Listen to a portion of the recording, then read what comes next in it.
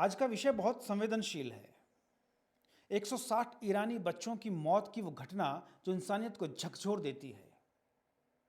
मैं यहां किसी देश या समूह के खिलाफ नफरत की भाषा का इस्तेमाल नहीं कर रहा हूं, बल्कि मेरे सवाल सीधे और तीखे हैं, नैतिकता से भरे हुए हैं।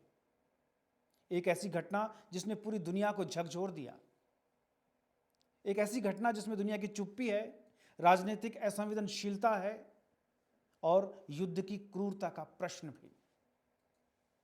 मैं आज किसी देश की बात नहीं कर रहा, आज मैं किसी भाषा या किसी धर्म की बात नहीं कर रहा हूं।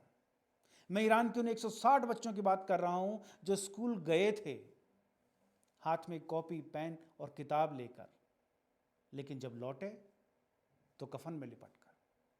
आखिर क्या कसूर था उनका? क्या वो सैनिक थे? क्या उनके हाथों में हथियार थे?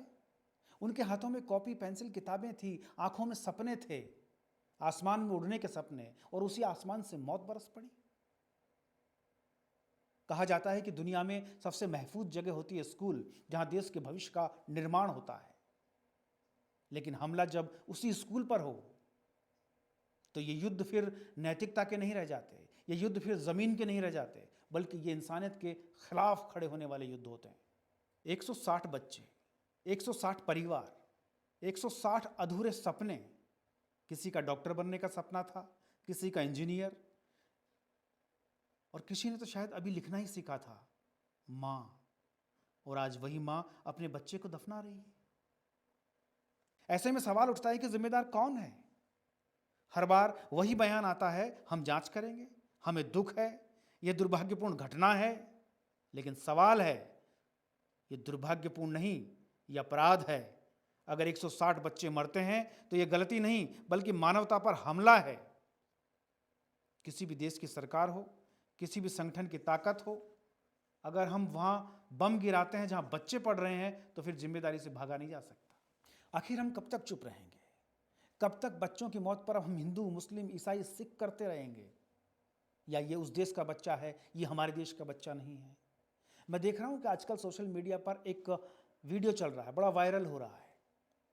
पुलवामा अटैक, पहलगाम अटैक पर लोगों ने छाती नहीं पीटी और अब लोग छाती पीट रहे हैं। तो क्या आप भी वैसे ही हो जाना चाहते हैं? क्या आपको इन 160 अबोध बच्चों की मौत पर कोई गम नहीं है? क्या आप पहलगाम और पुलवामा जैसी रट लगाना चाहते हैं? फिर क्या अंतर है उन लोगों के बीच जिनके अंदर ये भाव ही नहीं है? हम उस देश के रहने वाले हैं जहां भाव भरे हैं, और कहा जाता है कि जिसमें भाव नहीं है वो पत्थर हृदय होता है।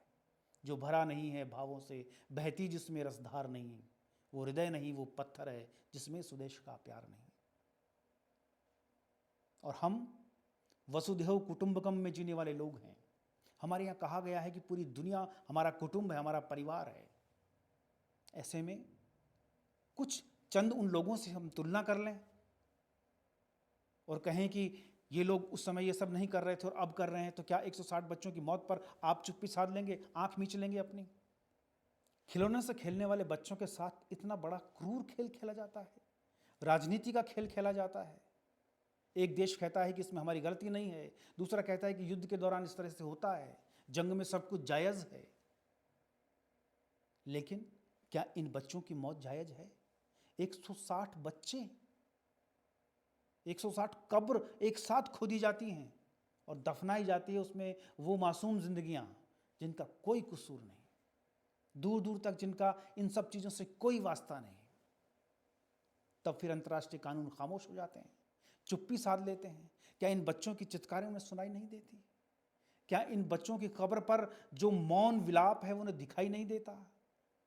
क्या उन्हें माओं के आंसू दिखाई नहीं देते?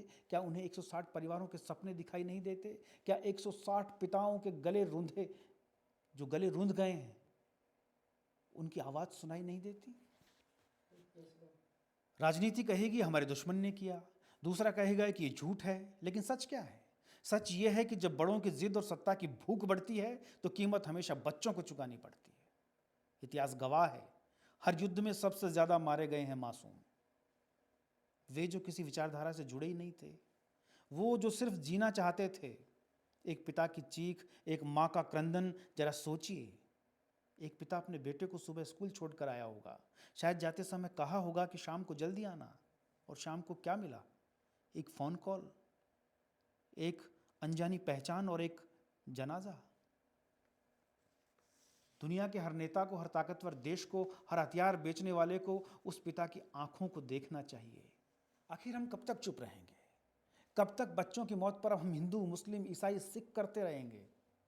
या ये उस देश का बच्चा है, ये हमारे देश का बच्चा नहीं है? मैं देख रहा हूं कि आजकल सोशल मीडिया पर एक वीडियो चल रहा है, बड़ा वायरल हो रहा है। पुलवामा अटैक, पहलगाम अटैक पर लोगों ने छाती नहीं पीटी और अब लोग छाती पीट रहे हैं। तो क्या आप भी वैसे ही हो जाना चाहते हैं? क्या आपको इन 160 अबोध बच्चों की मौत पर कोई गम नहीं है? क्या आप पहलगाम और पुलवामा जैसी रट लगाना चाहते हैं? फिर क्या अंतर है उन लोगों के बीच जिनके अंदर ये भाव ही नहीं है?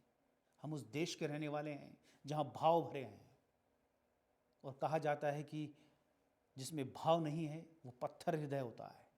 जो भरा नहीं है भावों से, बहती जिसमें रसधार नहीं, वो हृदय नहीं, वो पत्थर है जिसमें स्वदेश का प्यार नहीं। और हम वसुधैव कुटुंबकम में जीने वाले लोग हैं। हमारे यहाँ कहा गया है कि पूरी दुनिया हमारा कुटुंब है, हमारा परिवार है। ऐसे में कुछ चंद उन लोगों से हम तुलना कर लें और कहें कि ये लोग उस समय ये सब नहीं कर रहे थे और अब कर रहे हैं, तो क्या 160 बच्चों की मौत पर आप चुप्पी साध लेंगे, आंख मींच लेंगे अपनी?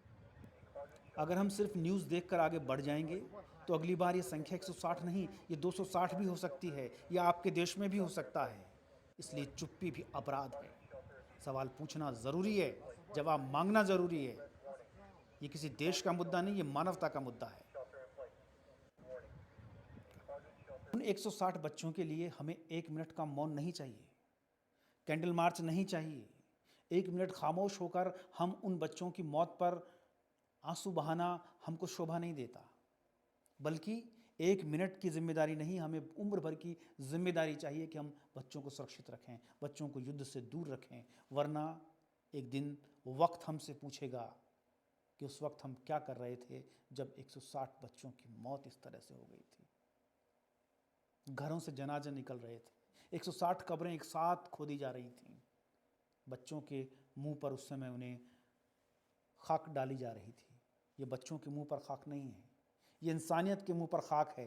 ये उन अंतर्राष्ट्रीय कानूनों के मुंह पर खाक है जो कानून बनते तो सुरक्षा के लिए हैं, लेकिन जब इस तरह के वाक़ये सामने आते हैं, इस तरह की घटनाएं सामने आती हैं, तो फिर चुप हो जाते हैं।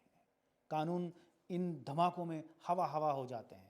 ताकत के सामने कई शक्तियां नतमस्तक हो जाती हैं। और फिर इसी तरह से बच्चों की एक ऐसी अनजान मौत होती है। जो बच्चे स्कूल में जाते हैं सपने लेकर आसमान में उड़ने के, और उसी आसमान से फिर मौत बरस पड़ती है।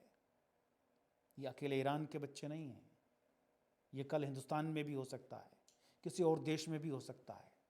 इसलिए यहाँ हम एक दूसरे की तुलना ना करें कि उन्होंने ऐसा किया था तो हम ऐसा करेंगे।